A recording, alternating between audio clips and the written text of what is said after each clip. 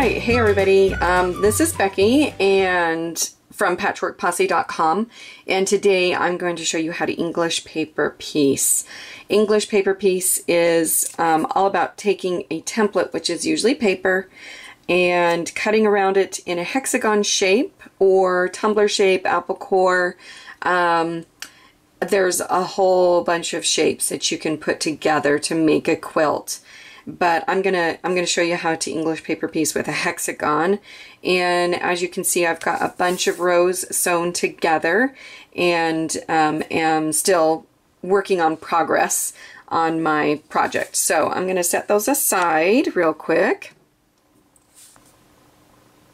Okay, so first of all, what you're going to want to do is print and cut out your hexagon templates, or you can buy them in a pre-made package. I'll have a link in the description where you can find some templates for hexagons at least.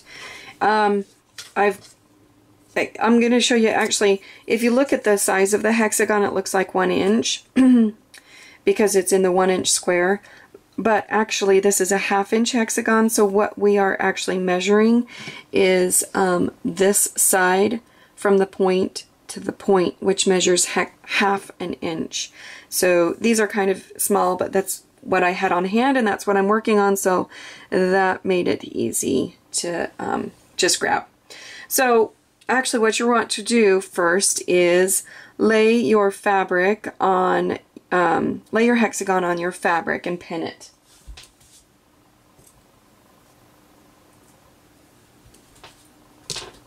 Actually, because mine are so small, I'm not going to be able to pin it. So I'm just going to pinch it down with my hand here.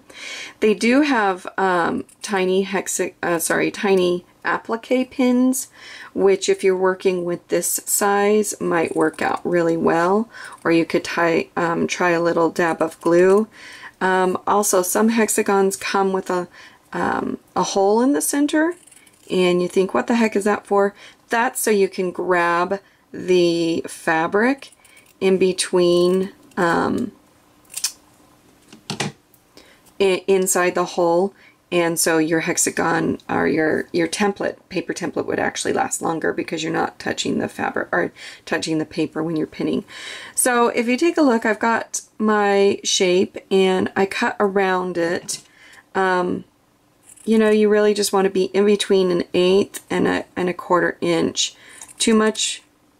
Too long of sides and they get in the way of each other, too short, and you're just going to pull your hair out trying to make those work. So now I've got my thread and my needle. What I'm going to do is take my thumb and fold this fabric over. It's going to hit the edge of the paper, and when you want to release your other hand to make sure that your paper doesn't shift to the other side and cause a tiny edge over there. So it'll hit the edge of the paper and kind of naturally fold itself.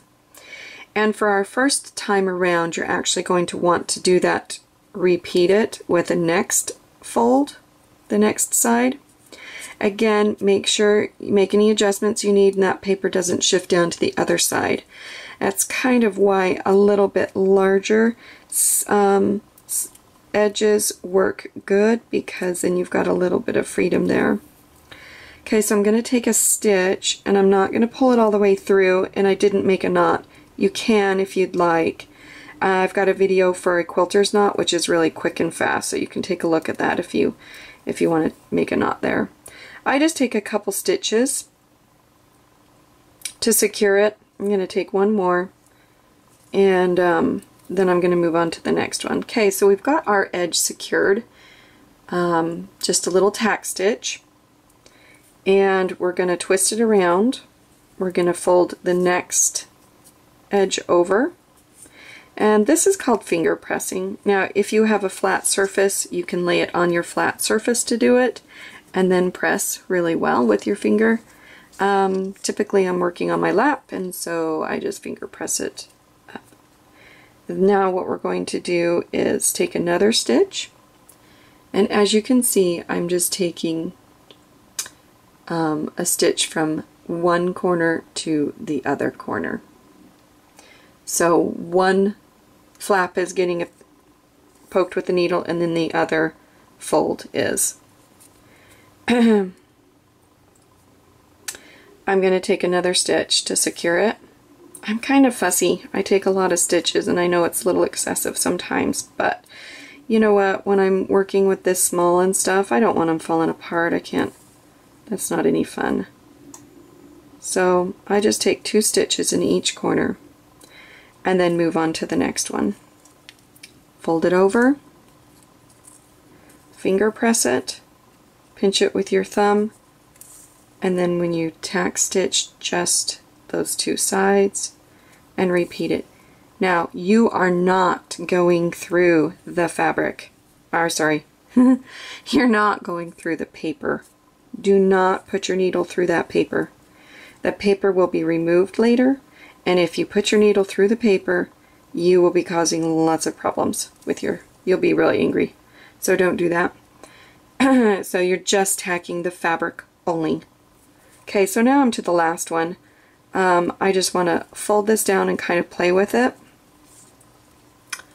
So fold the first flap down and then bring the second one over. Make sure it's lined up well, and then finger press it. If you need to make any adjustments, do it before you stitch it.